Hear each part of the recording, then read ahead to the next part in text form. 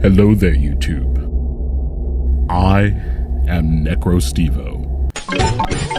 Spooky, scary skeletons and shivers down your spine. And it's time, once again, for another battle in the Pokemon Premier League. So thank you for joining me here today.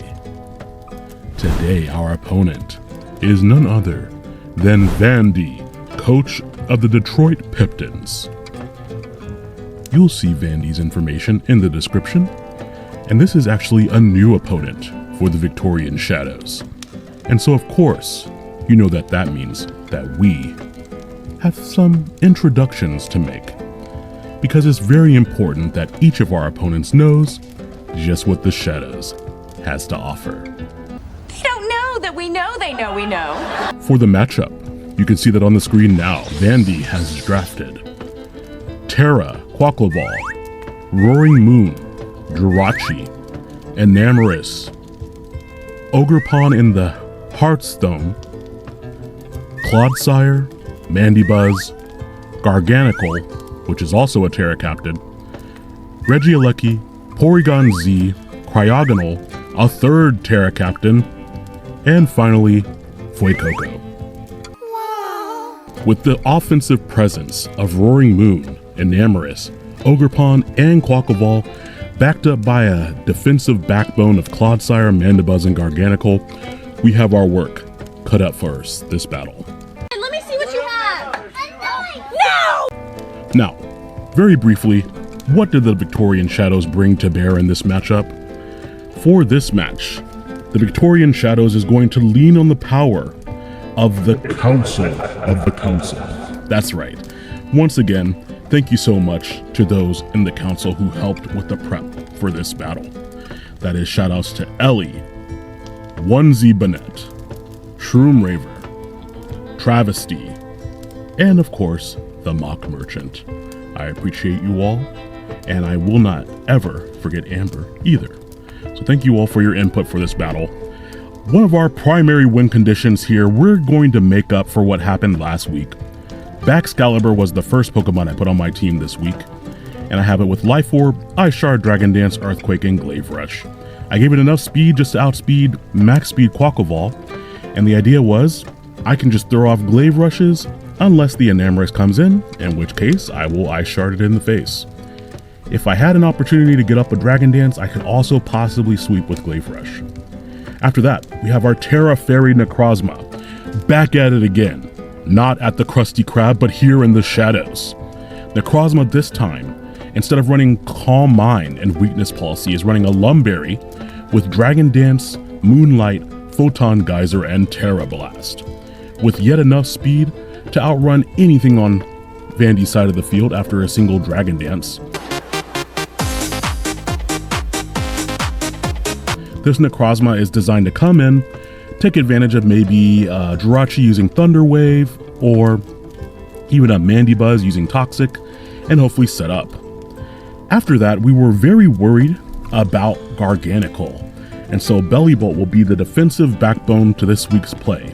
With max HP and max defense, Acid Spray, Muddy Water, Volt Switch, and Slack Off, and a Covert Cloak to block any extra damage coming out from Salt Cure. This Bellibolt can basically come in, soak up a hit, and pivot out. If Clodsire is not water absorbed, then Acid Spray will lower its special defense and allow it to be 2-hit KO'd by Muddy Water. And if it is water absorbed, then Acid Spray will lower its special defense and allow our next teammate, Tornadus, to come in and pressure it. Tornadus this week is actually a very bulky Tornadus with max HP and enough speed to outrun Vandy's entire team. We have Bleakwind Storm, Heat Wave, Sludge Wave, and U-Turn. Now, a little bit of 4 move slot syndrome with this setup because I wasn't sure what to leave on the table. I could put a Psychic move for Clodsire, or I could put a Fire type move for the Jirachi. I needed Bleakwind Storm, and I was worried about the Ogerpon or the Enamorus, and I didn't want to risk missing the Bleakwind Storm on those, so I put Sludge Wave on for them. After that, Crocodile is hitting the field for this first time this season. We have Intimidate with a lot of speed and a good amount of defense. This is enough defense to functionally live any hits coming out of that Roaring Moon, even after it has boosted up with the Photosynthesis boost on a booster energy. Here we have Earthquake, Knockoff, Brick, and Stealth Rock.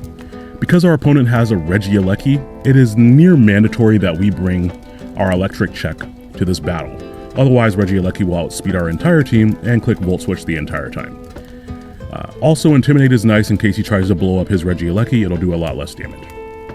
Custat Berry is there because it is very likely that Crocodile will have very little HP into that range. It can always live hits from like the Roaring Moon and even the Ogre Pond, and so it is very likely that it will be knocked into that less than 25% range and be able to get off a very, very beefy hit with +1 priority. Our final Pokemon this week is the Ogre Pond Wellspring, with max speed, max attack, just to match Vandy's Ogre Pond, but I'm running Ivy Cudgel, Trailblaze, Play Rough, and Spiky Shield.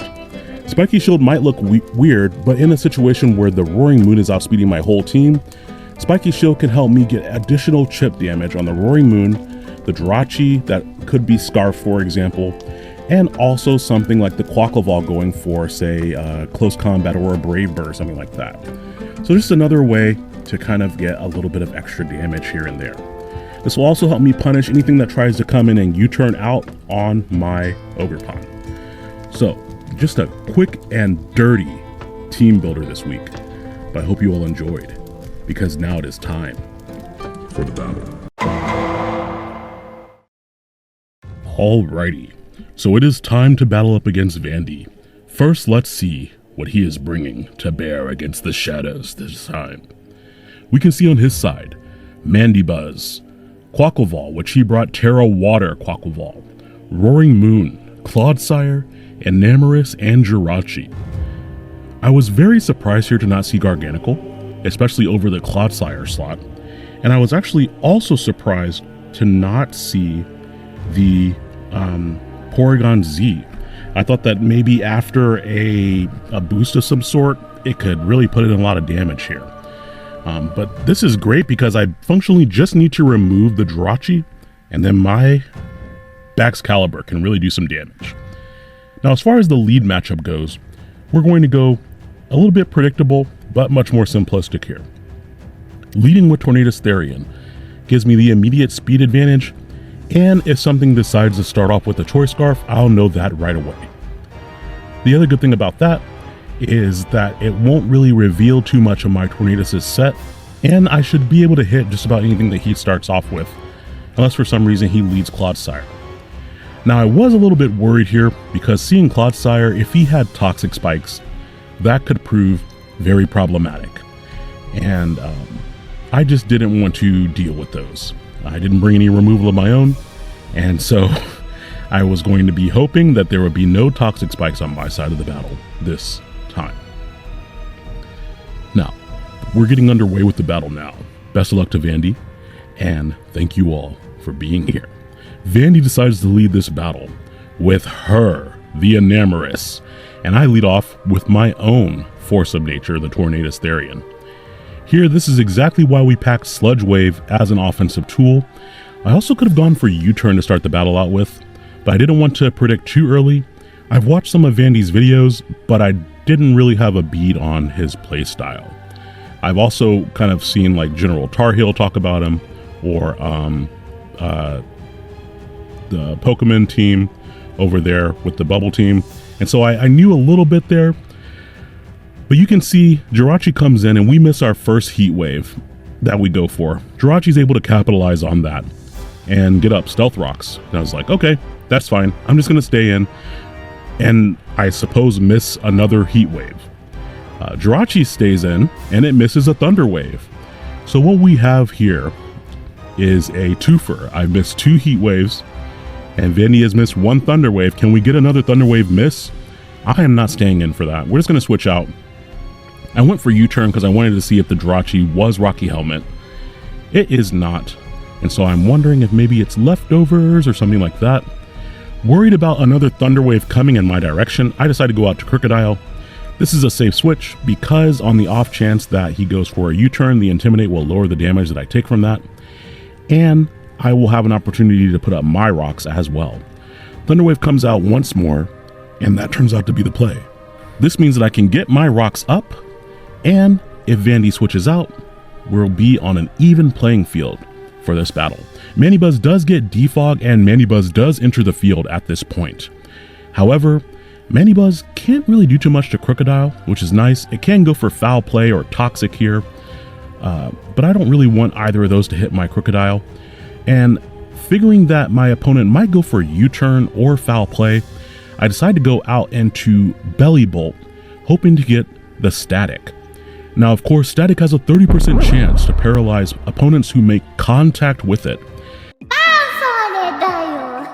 And my opponent knows that, and so he smartly goes for Toxic, and now we have our double twofer where he misses the Toxic. So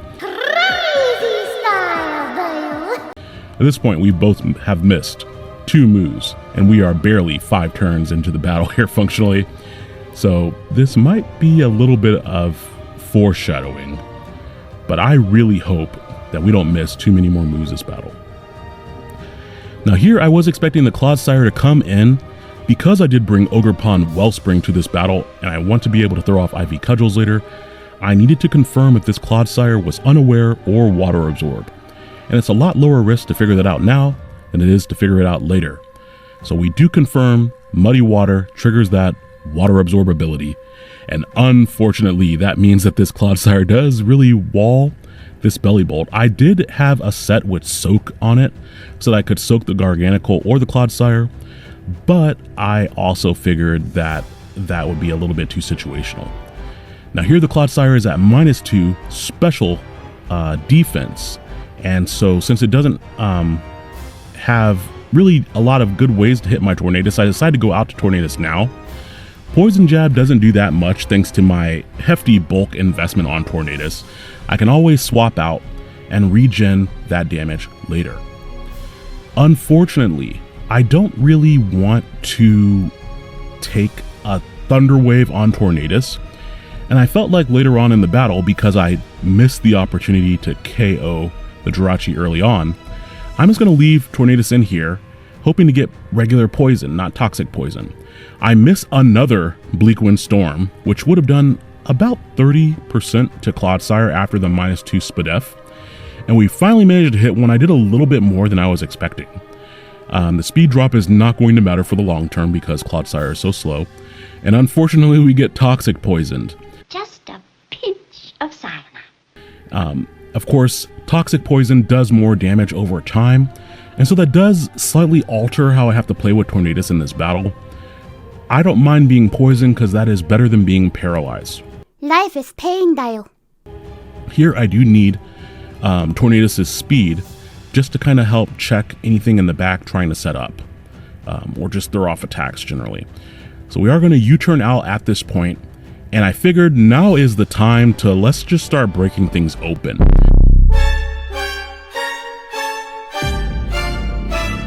I bring out Bax Caliber, which does take the Stealth Rock damage, and I'm going to take Life Orb Chip for whatever I do. I do call the Recover, which is why I decided to just bring out Bax Caliber now.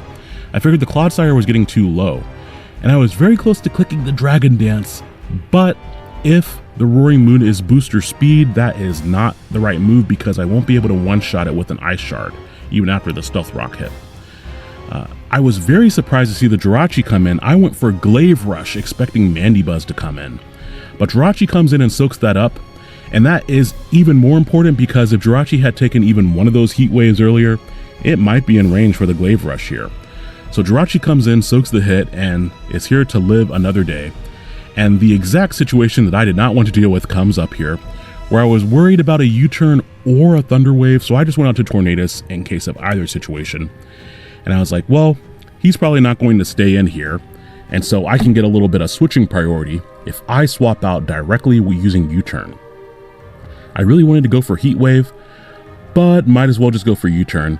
Clodsire comes back onto the field, and as Uzi says, ladies and gentlemen, boys and girls, people of all kinds, you can probably tell that this is going to be a long game.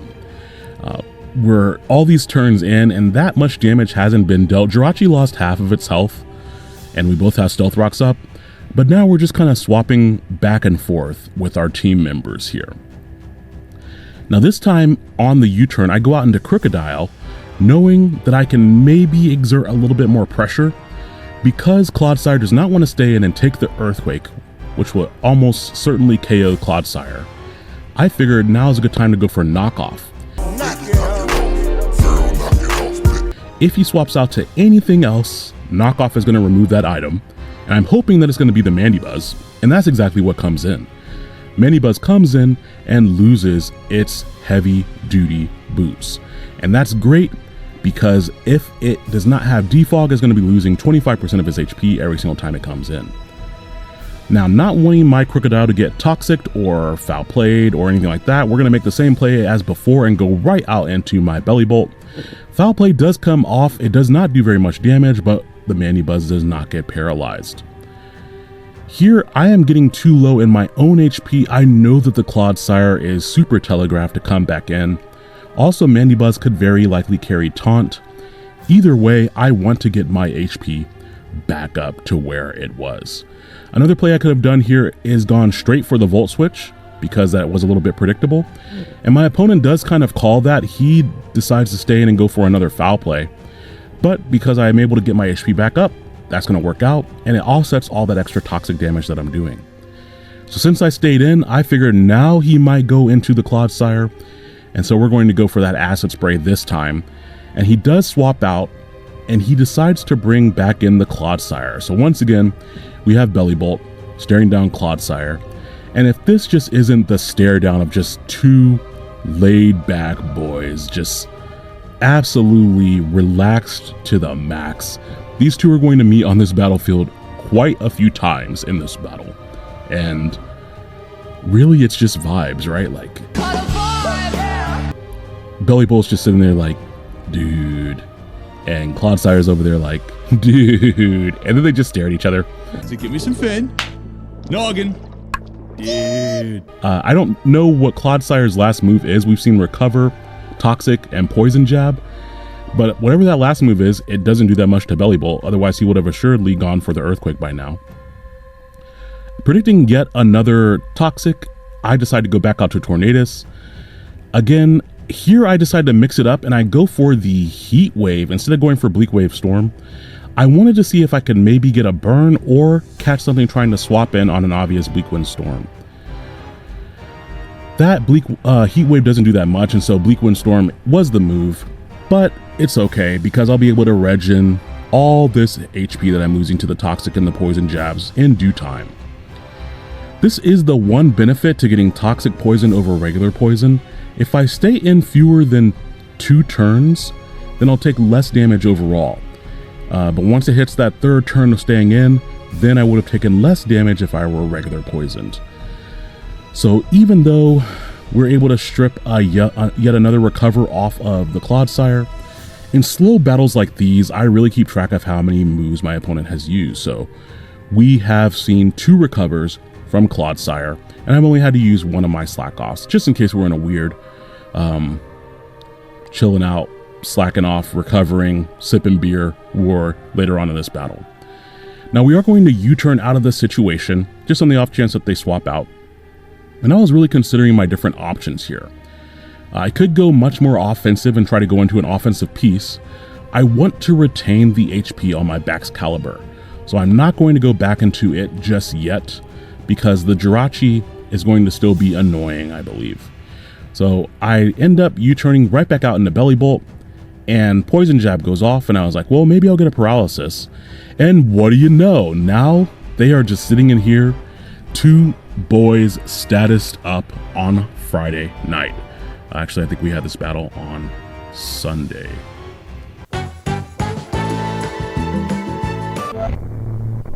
But that doesn't sound as good, so we're going to go with that. So now the Clodsire is paralyzed, which doesn't really matter for the speed aspect, but if he tries to recover and he gets fully paralyzed, that could be very annoying for him later. However, I have 2 Pokemon Toxic, he only has 1 Pokemon Paralyzed, so let's get another Pokemon Paralyzed. Let's just keep on with the parity that we can in this battle. We're going to keep on laying these plans as much as we can. Now, as the Roaring Moon comes in from the Clodsire, I did just go straight for Slack Off because my HP was, again, getting too low. But one of the checks that Belly Bolt is here for is for the Roaring Moon. While I can't do too much damage directly to it, Roaring Moon has to boost up a lot to hit Belly Bolt or has to carry Earthquake. So I wanted to see what he was going to go for, and he went for Dragon Dance after we saw the booster energy activate for the attack. And so that means that he is faster than everything that I have right now, but that means that I just need to chip him into a range to where an Ice Shard can finish him off. I bring in Crocodile off of the Volt Switch because I want to lower his attack back down to that neutral level where he just has the Photosynthesis boost and not +1 and the boost. The other nice thing here is that I know that Crocodile can take any one hit from Roaring Moon because of the defensive investment, and Brick Break is my move of choice. I really wanted to put a real fighting move on the Crocodile for this exact situation, but in the situation where Regieleki comes in and sets up screens, I wanted to be able to immediately break those screens. So a little bit of prep there that ended up doing okay, but if I had a real fighting move, I could have most assuredly taken out the Roaring Moon immediately right there. Now, expecting him to go for a different coverage move here, I switch out to Belly Bolt Raw, and that turns out to be the right play as Acrobatics comes out and he gets paralyzed for touching Belly Bolt. So thank you, Belly Bolt, for being here, because this is exactly what I wanted you to do. Functionally, the Roaring Moon is now neutralized. Now here I could have swapped out expecting another coverage move to come out, but I did not want to get it wrong and take a bunch of damage unnecessarily on something. And so Belly Bolt is the first blood on my side of this battle. No! God, please, no! No! But do not worry, my fallen soldier, we will avenge you. I will pack this Roaring Moon up into a little paint can and roll him down a hill for what he has done to you.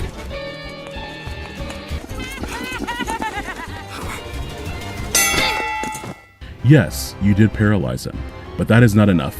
We need full revenge here. So we're going to go out to Tornadus, which I know potentially should always outspeed because of the paralysis that Belly Bolt left behind. Here we're going to just go for U-turn. Roaring Moon's physical defense is much worse than his special defense, and I didn't want to risk some sort of weird bulky set on the special side and Sludge Wave not KOing or Bleak Windstorm missing. So U-turn was the move of choice right there. Now, I really truly waffled over who to go into at this point. I thought that it was too early for Necrozma, but I also didn't want to go into Crocodile because that basically would bait in the Quackleval immediately. So we do go out into Necrozma just to stop the Crocodile from taking any unnecessary damage, was my thought there. Jirachi comes back out, and this thing continues to be annoying. It should functionally be dead, but it's still here, just staring at me. And it's like, go away, Jirachi. It's not time for me to make any wishes, and if I had a wish, you wouldn't like the wish that I had. So back to the shadows from whence you came. Once again, we're gonna go immediately out into Tornadus on it, and that again proves to be the play because he's just trying to slow down my pieces. And Tornadus again is able to come in and just not care about the paralysis. Now, last time he swapped out the Jirachi, and so this time I figured he'd do the same thing, and so I go for U-turn once again. And unfortunately, this is when he decides to swap it up. U-turn comes out and he stays in. So I was like, okay, is he gonna go for Iron Head or Zen Headbutt?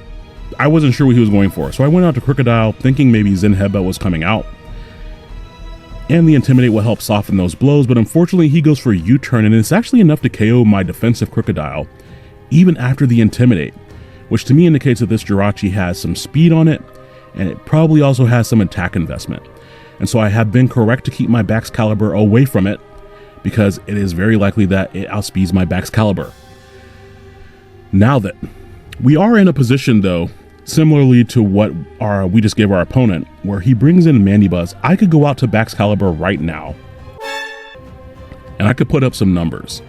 Now, if Mandibuzz is max HP, max physical defense, Baxcalibur will not kill it, because my best ice move is Ice Char, which is not very strong, and Glaive Rush is a roll from that level of HP. So instead, I decide to bank on the fact that he's trying to Toxic and Thunderwave things and go out to my Necrozma here. Now, I do forget to go for my Terra Fairy the first time, because if he'd gone for Foul Play, it would have done a lot of damage here. But I go for Dragon Dance, he goes for Toxic, and it goes right into that delicious Lumberry that we had equipped. So Necrozma's just going to eat that entire berry up. Just, you can hear the Minecraft music. Thank you, Necrozma. I'm happy we equipped you with that. And now it is time to Terra Fairy and go in. Now, from this range, the Mandibuzz, I really thought it would drop to a Terra Blast. If I thought it was going to survive, then I would have gone for another Dragon Dance. So I go for Terra Blast Fairy, and the Mandibuzz lives on a sliver, on a prayer. How? And boy, do I take a lot of damage from that Foul Play because I boosted my attack with Dragon Dance. The plus side is that now the Mandibuzz is trapped on the field. And I don't really want to get Toxic. That could be very detrimental in the long run of me trying to break through the team. But if Mandibuzz leaves the field, it's functionally KO'd because it can't come back on because of the Stealth Rocks. So figuring that he's going to keep on using Foul Play, I go for Moonlight. Moonlight will get me back 50% HP. Foul Play is doing about 35 to 39%. So I will get out of this interaction with more HP, which is exactly what I want, just in case something like the Quaquaval has a priority move, or just like anything unforeseen in the back. I wanted to have as much HP as possible here. So we are going to be able to finish off the Mandibuzz. I did calc this time. I did not want to make the same mistakes as I did against Addison. And I was like, okay, the Jirachi, unless it is like max HP with a decent amount of physical defense investment, should be in range of a Photon Geyser. The only way that it could take it is if it had a decent amount of investment, but because it did so much damage to Crocodile earlier, I thought it was more offensively invested. And so here, we're just going to go straight for that Photon Geyser and hopefully take out the Jirachi, but it lives on a sliver. That's 2 prayers. Are these the wishes that are happening in this battle? Because this Jirachi should have been dead like 3 times over at this point. And he's able to get off a ton of damage with Iron Head, which sucks. Granted, I prefer that to being paralyzed, and since he's missed Thunder Wave once and it's gone into Tornado several times, he probably didn't want to risk it. But now my HP is so low that this Aqua Jet coming from the Terra Water Quaquaval is super telegraphed here. I don't know what just happened there. I just stuttered like the steps that Quaquaval is doing, where it's just like, did it. What was that? Lock in to the shadows. If I call this wrong and I swap into my Ogerpon on any other thing other than a water move, I could potentially lose this battle. But my thinking is that he cannot let this sweep persist, and so it is very likely that he would Terra Water and go for an Aqua Jet. He does go for the Terra Water, which why not? It gets rid of your weakness to fairy type moves. And he goes for the Aqua Jet. So we call that correctly, thank goodness. Now, I did not know what to expect from this. Quaquaval does get Brave Bird, but that's only like a roll to KO Ogerpon. And so I decided to go for Trailblaze, just thinking that I could do a chunk of damage to the Quaquaval here. We do see Clodsire come in, and I was like, oh man, I really wish I had Power Whip right now, because Power Whip would 2-hit KO Clodsire very, very easily. I can't go for Ivy Cudgel because it's a water type move, and Clodsire will just drink it up like Sprite Remix, and that is not going to be what we are trying to do today. We are going to swap immediately out once again, and this time I have a little bit of a game plan. So I'm thinking, if I can get Baxcalibur in on the Clodsire and even have it with just even a little bit of chip damage, I should be able to one-shot it with the Glaive Rush. It is very, very likely that he's max HP, max special defense, and that cannot take a Life Orb, max attack adamant, Glaive Rush from my Baxcalibur. He does not want this Iced Tea. Now, the thing that's really important about that is that number 1, he could hard swap into Enamorus expecting another Glaive Rush, but Enamorus, if it comes in and it takes Stealth Rocks, I get to click Ice Shard immediately, and that will KO the Enamorus, barring like a Yache Berry. Same thing with the Quaquaval. Unless the Quackleval is Choice Scarf and he was running Choice Scarf Aqua Jet, which I don't really anticipate, Baxcalibur will outspeed it, and I can KO that with the Glaive Rush as well. But I need to bring in Baxcalibur very fresh, and that is why I have brought in my Tornadus into this position at this moment of the battle, because I need Tornadus to go down. And I don't like sacrificing my Pokemon like this, unless there's like some ritual that we're going to do. But here we can just utilize that Infinity Energy from my Tornadus, make sure that the Clodsire goes down with a little bit of chip, and Tornadus, you've done a great job of lining up Baxcalibur for this end game. The real question is, what is the item on the Enamorus? Because that's the only other factor that could stop my Baxcalibur from doing something.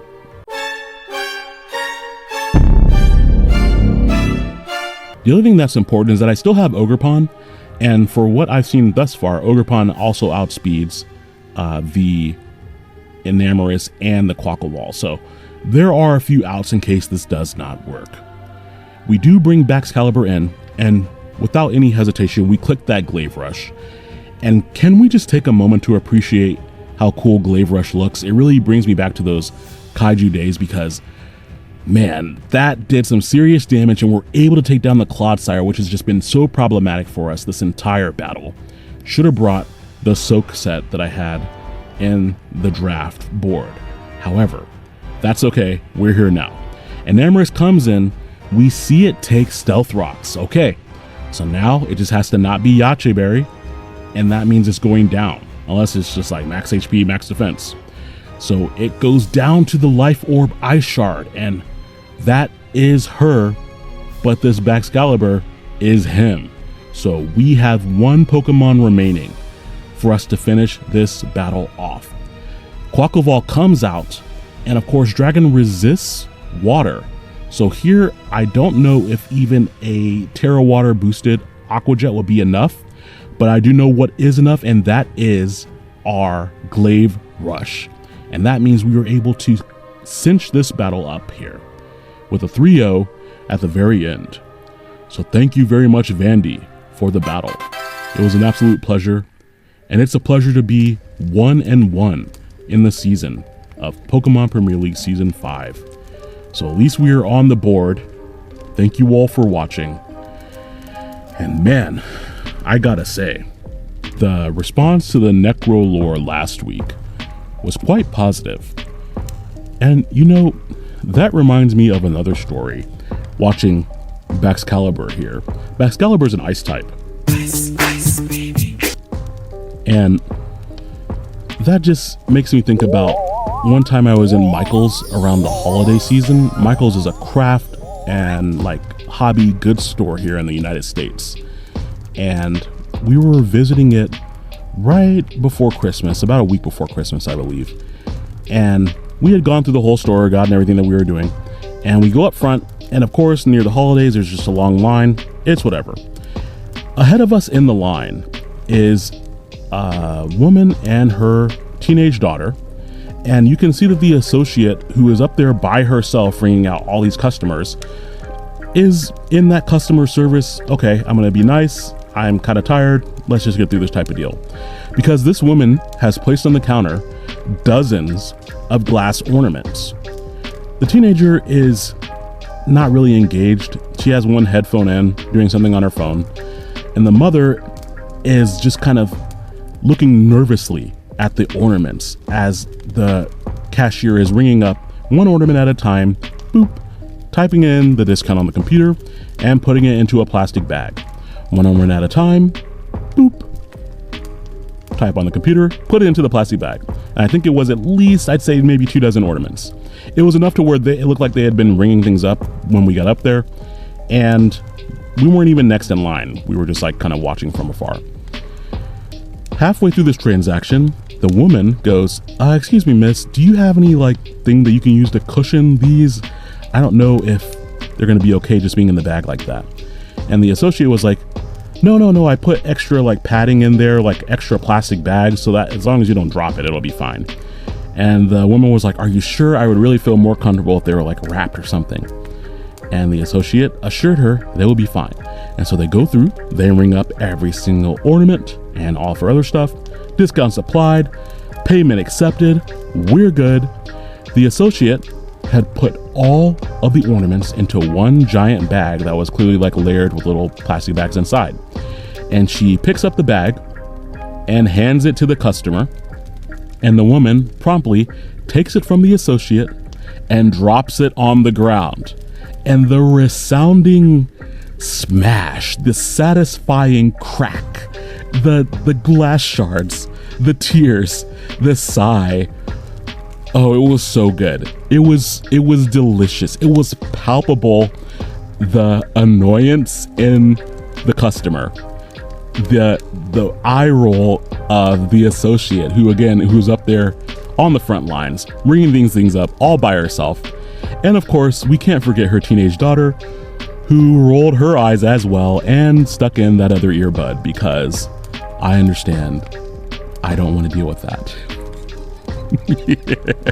One of my favorite parts of this interaction was the cashier reaching for the little intercom and saying, "Could I please get another associate's help up at the front to ring out customers?" And inside, I am trying so hard to not bust out laughing, because that sucks. That's not funny for them. For me, it was hilarious. And I don't know if any of you have that person to where, as long as you don't make eye contact with that person, you can kind of keep it together. But for me, it's my fiance, Anna, the editor for these videos, the creator of Chibi Necro. I make eye contact with her, and she's looking at me, and I'm looking at her, and she's looking at me, looking at her, and we almost lose our collective wits there in Michael's that day. We managed to kind of cobble it together and not laugh until we check out and get outside. But when we got outside, we were doubled over laughing so hard, because that was so very, very funny. Everything from the teenager to the associate being defeated, just, oh, chef's kiss. And I really do wish I could properly indicate the onomatopoeia. Like if I were doing a comic book script or something, it would just be like a crunch type of deal with how all those ornaments sounded breaking simultaneously. So much as Baxcalibur broke through our opponent's defenses at the end of this battle, we got to see that woman's ornaments be broken and her defenses get broken as well. Thank you all for staying for another story of NecroLore. Let me know if you enjoy these. I have many more stories to share. In the meantime, you have a fantastic evening, and I'll catch you in your dreams. Good night.